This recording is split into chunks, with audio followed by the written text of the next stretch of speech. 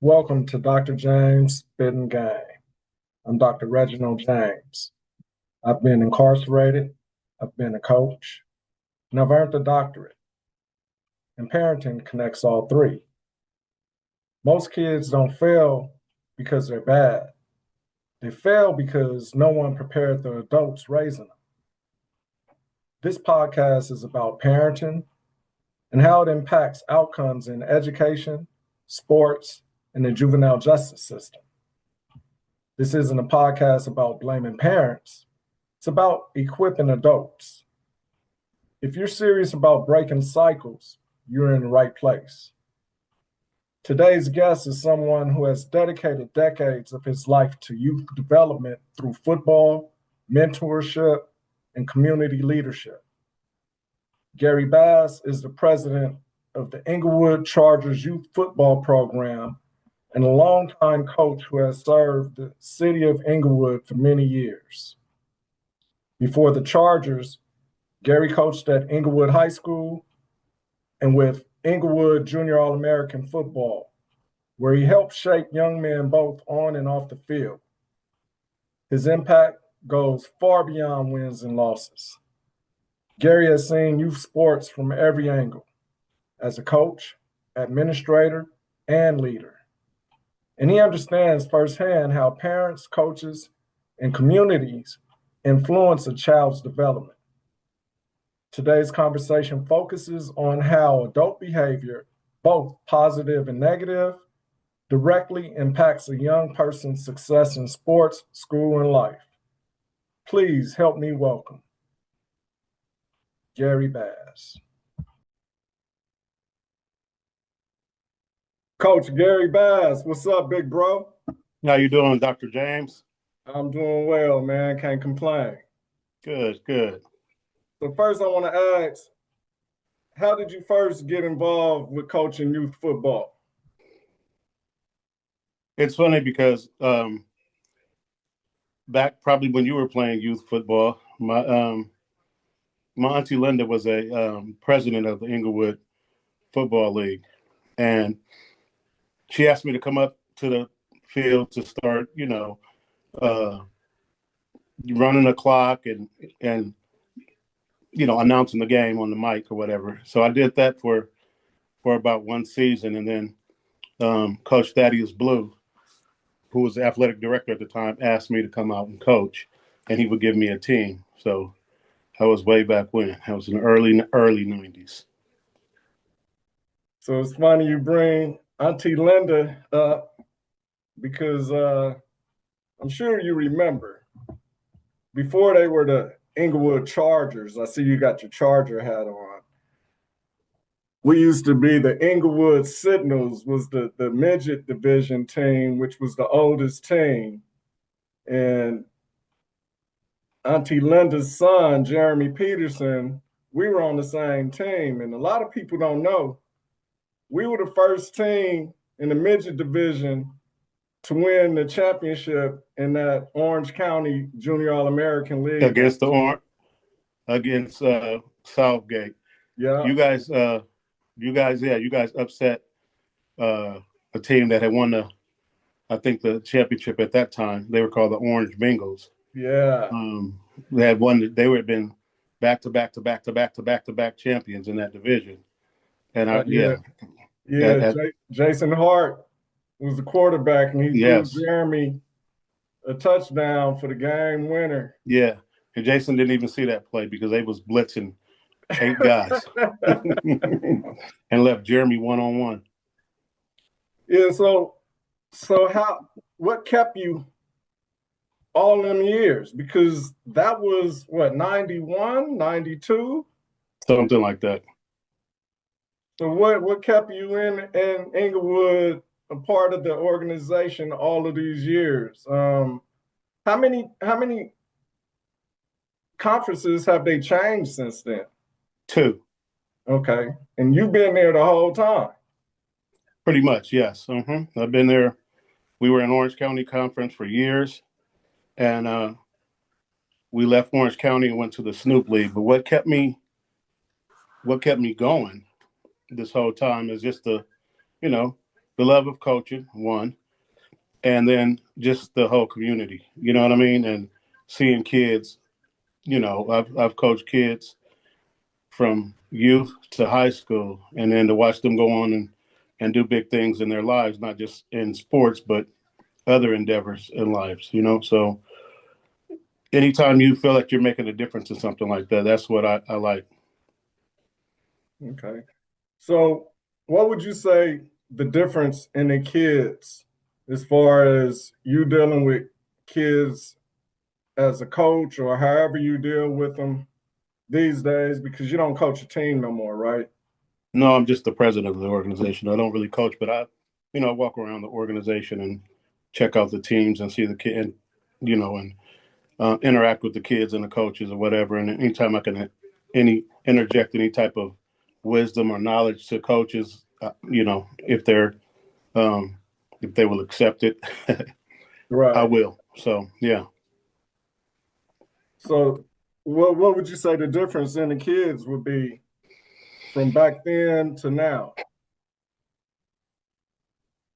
So there's a lot of things have changed. Of course, culturally, uh, generations have changed since I started coaching. What I think the difference is a lot of the way parents raise their kids these days. A lot of things that were acceptable back then now it's not. The football rules have changed.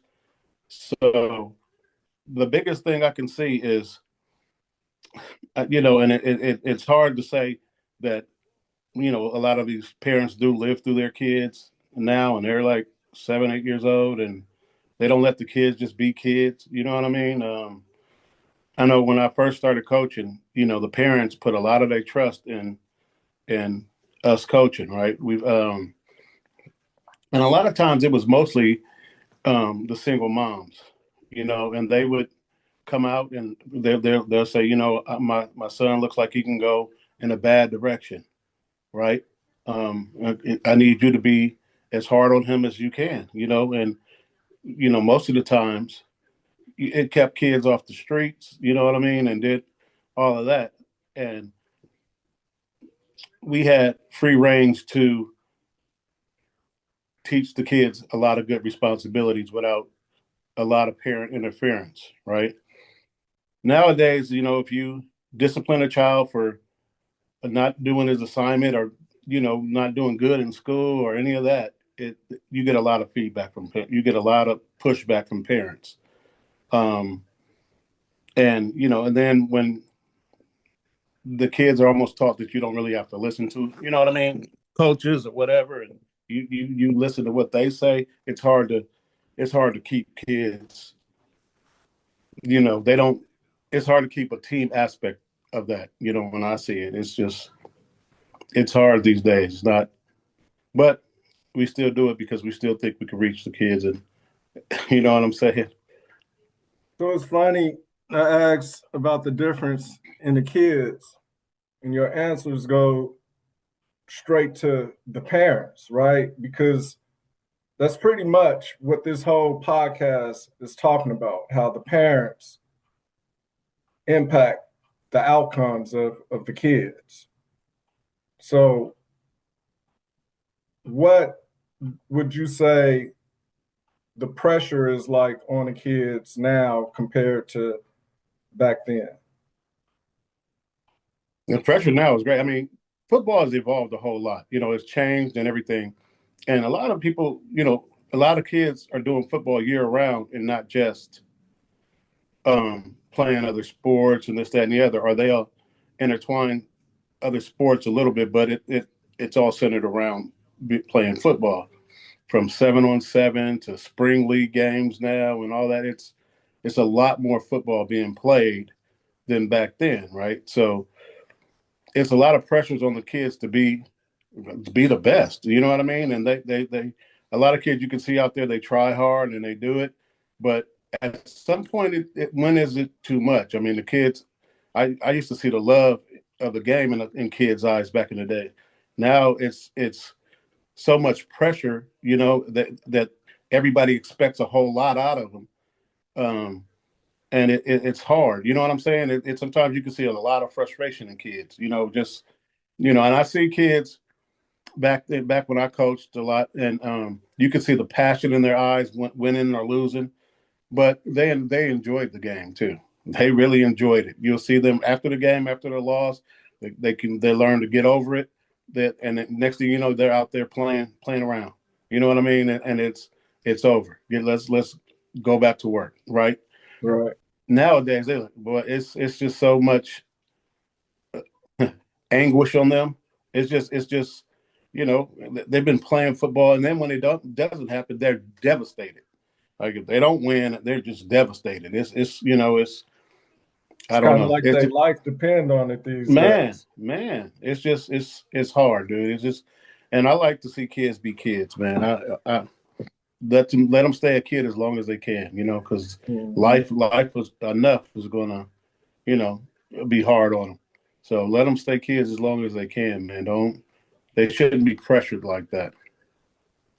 Yeah, that was a experience that I learned from as a parent and as a coach with coaching my daughter. I didn't realize that I took a lot of the fun out of it and not allowing her to just be a kid. But we grow. Um, I'm sorry.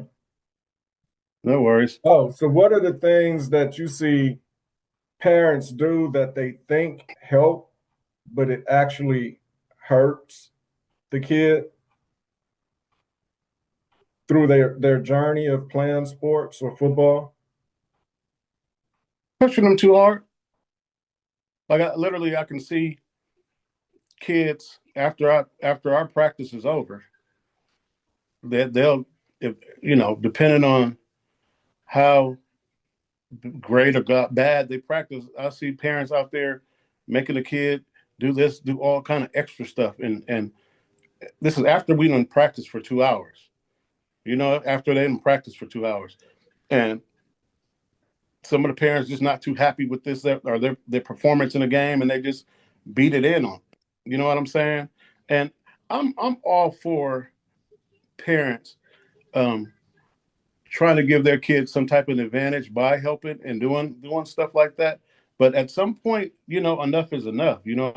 It's just one parent that I know that they like their son is in everything, every training, every this, like 7-on-7, this, that, and the other, all, and it's all football based year round, right? And I just think it at some point it it gets to be too much. I can give you an example. When I was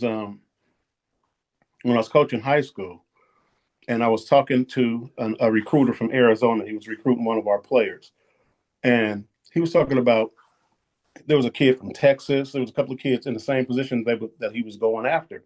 And I said, well, what makes you come after our kid? And these kids are supposed to be the best or whatever, whatever. And he says, you know what? When we get a guy with a kid from Texas that's been playing football all his life and this, that, and the other, he's completely topped out.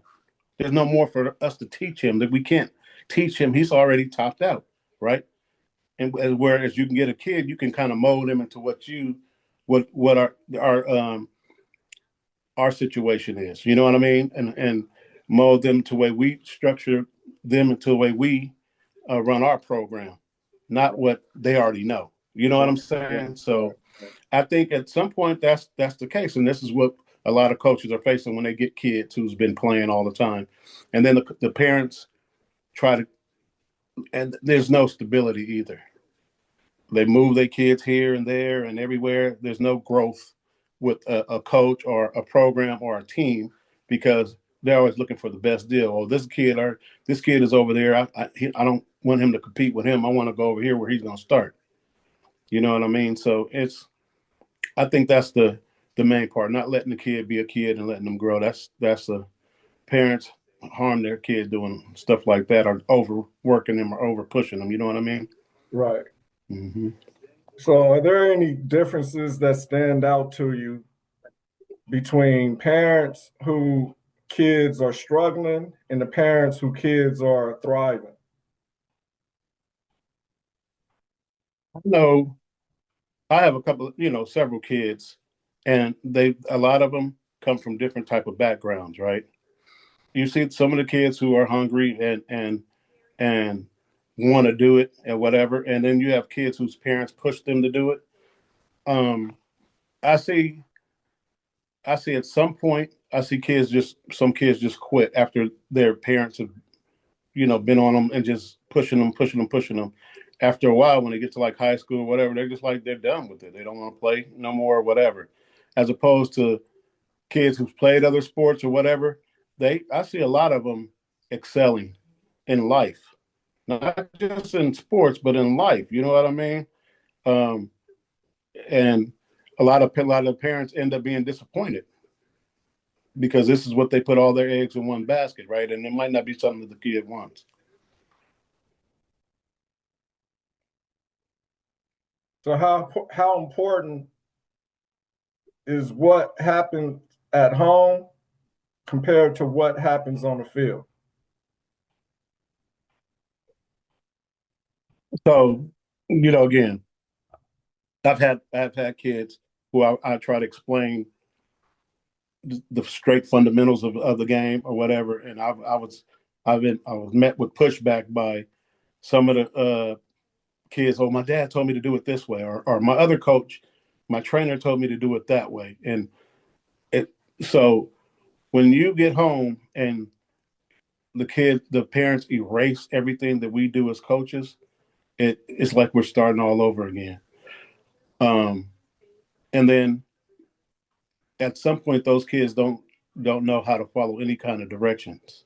They start getting in trouble in school. They start, you know what I mean? And Yeah. because the parents are always on them. So I think being at home and putting so much pressure on a kid that's not even in high school yet or anything like that, or doesn't even really know what he wants to do in life. I think putting all the pressure that they put on him, and kids have to grow up a lot faster. When you're doing stuff like that, you don't understand instead of just letting them be a kid.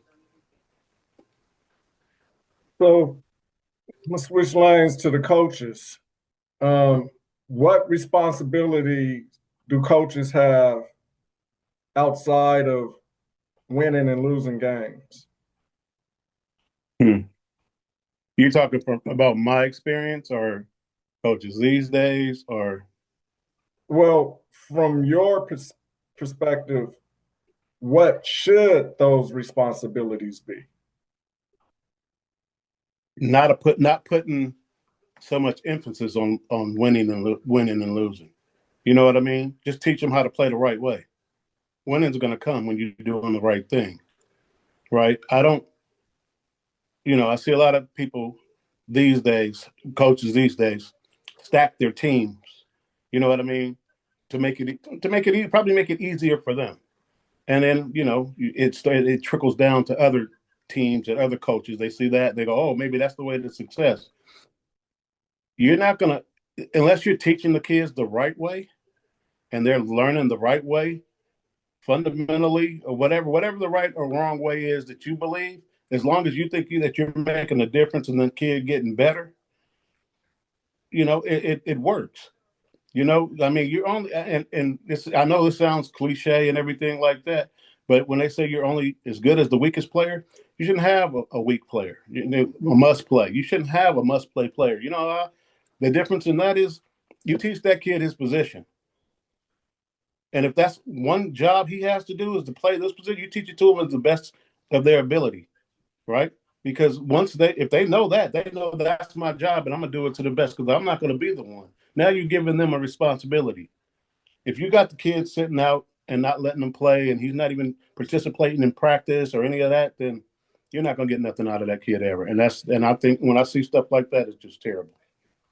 For our audience, can you briefly explain what the must play player is? I know what that is. I was never Okay. one of those, but I know what it is. Okay. So they make a rule.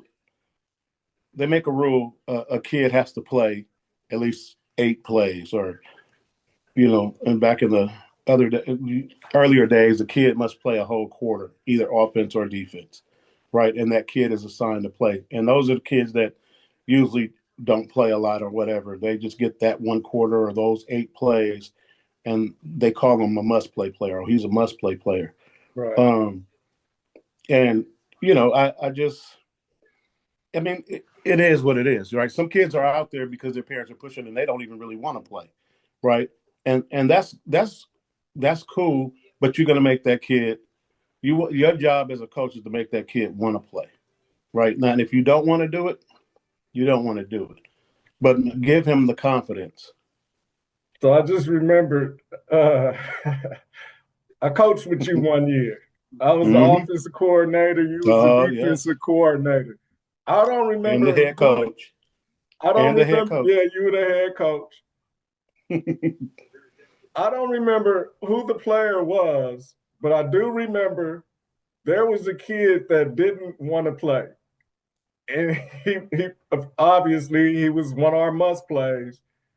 And I remember coming on offense, and that kid was like, and I'm like, dude, you still got like 4 more plays. And he's like looking at me like, And I like looked at the parent like, because I had been I don't remember who it was, but I had been telling the parent like, dude, you're gonna get him hurt. He don't want to be out here. Like, this is tackle football. And they looked straight at that kid and was like, get in there. That I remember that. I remember that. And I think I probably told you, Brett, line him up wide and just make sure he runs his guy out of the play. You know what I mean? Just line him up wide and make sure he runs himself out of the play. Make it fun. Beat that guy all the way down there. Have him chase you. yeah. So how do coaches leave lifelong impacts on the kids? We often hear how you're going to remember certain things, certain coaches for the rest of your life. How does that happen? What kind of things are done or said that they do leave those impacts? I think I don't know what with me is just giving them their respect as they grew, as I coached them and they grew, and we learned. They learned our system. I learned how they act or whatever. And everybody. I remember when one of my teachers, I think it was my fourth or fifth grade teachers years ago, of course, was telling me I was in sports at the time, and he was saying, listen to your coach because you're going to remember your coach way more than you remember me as your teacher, right? And it's funny, I'm telling you a story that my teacher told me. I remember him, but that stuck with me because I can be Dr. James. I can be anywhere. Hmm. I don't care where it is. Somebody's going to come up to me and say, Coach Bass, how you doing? And, at my nice age, I don't always remember them until they tell me what number they wore and who they played. And then I know exactly who they are. You know what I'm saying? But no matter my wife always like, wherever we go, we run into somebody. It's good that you wasn't bad. It's a good thing that you wasn't, it's a good thing that they remember you and it's a positive. I mean, my thing now is I try to get coaches who come to Inglewood, who come to our chapter, who played for Inglewood. It's one of my goals is to keep it going, to have, the kids that are out trying to give back to the community where they was raised in Mm-hmm. and give their time to coach and where it still means something to them. So, and not just out there to coach their kid. Right. So, what mistakes do you see young coaches make these days?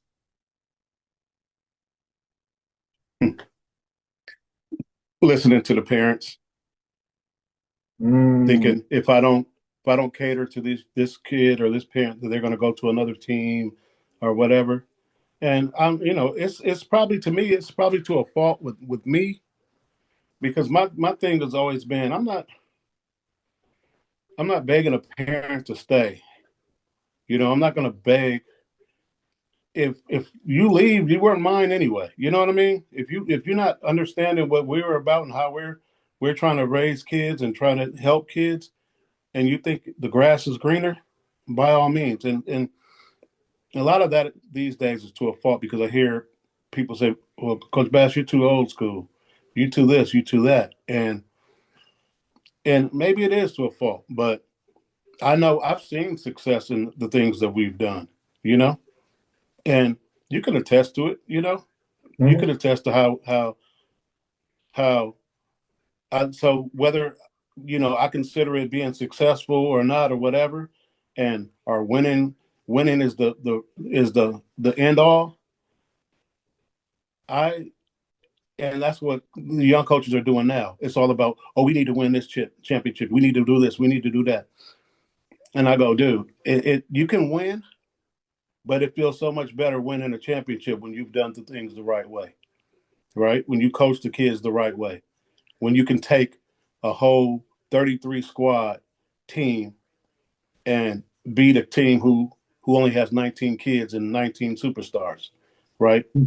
And you go and win in the right way, and every kid plays a substantial amount of time too, right? That feels better than anything to me. You know what I mean? That felt better because I know we did things the right way. We didn't try to cut corners or any of that.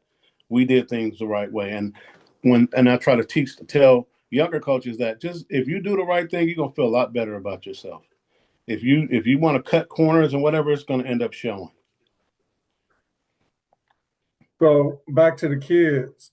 Are there any warning signs that you see that show that that kid might be struggling later on in life? Oh yeah. Yeah, we had and it's crazy. And it is about the way they're being raised. And it is about the environment, that they're growing up in. And you try to reach them at an early age, but some of them at an early age. Had a kid named Thaddeus that, early on you can tell he didn't want to be disciplined by nothing. Nothing phased him. He just gonna be him all the time. Was this a long time ago? This is the Thaddeus that you know. That's what he was good too. He was very good. He was a very good football player, but his mind was someplace else always. Just we're in a serious practice. He'll trip a kid and make him fall or laugh or do something like just we'd be like, Thaddeus, man, come on. Then you start getting reports of how he's acting in school, and it makes sense, right? Um, later in life, I heard he was detained and all kind of stuff. I mean, you can see that, but and then I think at some point the parents just stopped letting him play sports, right? And I think if he would have, as he started to grow, he would have been. I think he would have adapted, like because sports do teach us a lot of discipline when you receive it, and it teach you a lot of structure, and you can carry that on in life. You know, you can carry that on in life, and not just in sports, in life. Period. Just anything that you do. So, what could parents and coaches do earlier to change that child's trajectory? Recognize the issues. Um, be compassionate to the kid's issues and and listen to what he's got going and have regular meetings with the parents if you care enough. And whether if the parents want to listen to it or not, I mean, at least you're doing the best that you can, right? But you got to let the parents know examples of what you've experienced through kids and this, that, and the other.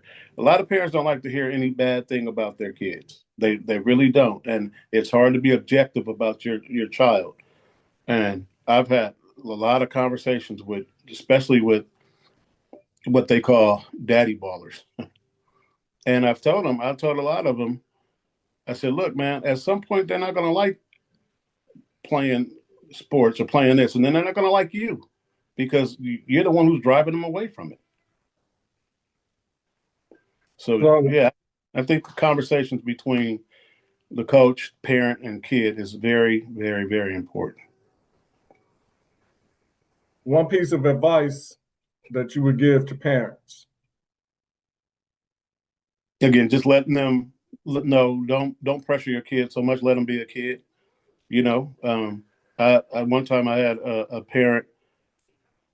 The kid scored 2 touchdowns. He won the game, but he's on him because, and this is a kid that is because he missed a fake handoff or he missed a fake this, or his fakes was not good. We won the game. We're going on to the next round of the playoffs, and the kid's getting ready to go to Disneyland. He's getting ready to go to Disneyland for a party or Magic Mountain or something like that for a party after our game. The kid is 7, 8 years old. And I'm walking and I see him and he's just crying. And I said, "What's the matter? What's going on?" Man, my dad and my uncle and all they do is like they're just criticizing me and your fakes is trash and this, that, and the other. And the mom is upset because the kid's upset, right? And I just said, "Dude, you get ready to go to Disneyland. We won the game. Leave all that behind you. Stop putting so much pressure on these kids." That's what I would tell parents. Stop putting so much pressure on the kid. Let a kid be a kid. A 7-year-old kid is crying on his way to Disneyland because he forgot to fake the handoff. Makes no sense to me. So, one rule coaches should not break. One rule the coaches should not break: never cross the line with kids. Period. You don't put your hands on a kid. It's not your kid. You don't put your hands on your kid. You don't always be up in their face. I'm in the understanding you're supposed to break a kid down and build them back up. Don't break a rule by getting too personal with kids. You know what I mean? That kid didn't listen. I'm not going to play him. He don't listen no more. We're going to go sit him down. Don't make it so personal. Last week he did this. When are we going to build him back up?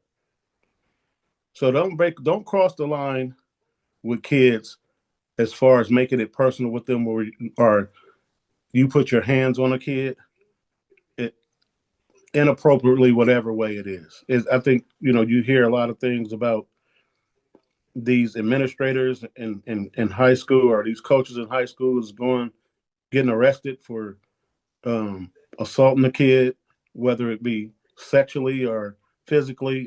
You don't ever cross that line, ever. Don't ever break that rule, because that's not even coaching. You're not out there for kids. And the last thing would be, what do kids need from adults the most? Hmm. Discipline with respect. Discipline with respect and understanding, right? Because kids only know what adults do. Kids only see what they copy what adults do, especially if they're idolizing them, right? So adults need to behave themselves around kids, give them good encouragement, the right encouragement.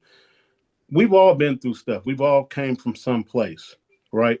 And even as parents, we always want better from our child, no matter how good our life was growing up or not. We always want better for our child. You want to teach them the way the things that that was not so good in life, so they'll know what to expect. And then you want them to learn to do the right thing. You want the kids always to learn to do the right thing, and like I said, they learn from us. You know what I mean? If a kid is walking through a parking lot after a game and they see their coaches drinking and smoking, does that looks like that's the good thing to do? Are you out here for kids, or what are you out here for? Right? You can't if you can't wait to go celebrate, or or drown your losses or whatever away from a field. I think it's horrible. I think it's horrible. I think you're not out there for kids. You're not. That's just the way that's the way I think. All right, big bro, I appreciate it. Um, I hope parents, coaches tune in and get some of the gems that you dropped for them today. I gotta say something before I leave, and I'm very proud of you. And I'm trying not to get emotional because I'm very, very proud of you. You know, there's people who God brings into your life and you consider them family. Nobody could never tell me right now that we're not related. Ever. Right? And anything that you ever need, I'm very proud of you. We all know your story, and we're extremely proud of you. And just keep it going, man. Keep it going. People don't know I didn't coach football first. What's the first thing I coached? So I'm glad you brought that up because I meant to talk about that. So the way we met, um, I don't know if you. So there was a year where I played against Jeremy Peterson in the championship in basketball, and we lost by 5 points. I'm not sure if you were coaching that team, but I was the assistant coach on that team. you were. Okay, so the next year, I'm not sure who I got a call from, but I got a call saying that I was going to be on your team. And I didn't know the relationship between you and Jeremy at that time. And when I found out who you, because I didn't know you by name, I just knew Jeremy. And when I found out that it was Jeremy's cousin, I got super excited. And then when I Mm-hmm. talked to you and found out that you had actually picked me on your team, Doc, that meant everything to me. That was, and it was me, Jeremy, and a guy named Dwayne. And it was like nobody else on that team ever really showed up, like game in, game out. And that was out of all them years I played basketball in the park league, that was my best year by far. Because we had fun. We had so much fun. We had fun doing the right thing. Right? We're gonna play hard. We're gonna enjoy ourselves. Win or lose. We cried when we didn't win the championship that way, that year. We did. But we went right out and ate. Had a good time. I mean, And we've been having we was we've been like having a good time ever since, huh? we was like in the seventh and eighth grade, and they had a kid that was like 6'6" that was trying to dunk on them. Who just got who just got out of jail Those is a the good day old days. before and had 7 fouls. No, I'm joking. Those is a good old days. Partly joking. Those were the good days. Those were the good days. Yeah. But Thanks so again, much, proud man. of You you, man. keep You're doing your welcome. stuff. Man, you keep doing you, man. And, raising your family like you do, bro. I'm very proud of you. Tell them all Thanks, I big said, hey. bro. All right. Love you, All man. right. Much love, man. Love you. All right. I want to thank you all for tuning in today. If there's a takeaway that I think was important, the takeaway that I have is to let the kids be kids and stop putting so much pressure on them. And that's my greatest takeaway as a coach and as a parent. Thank you again. Have a good day.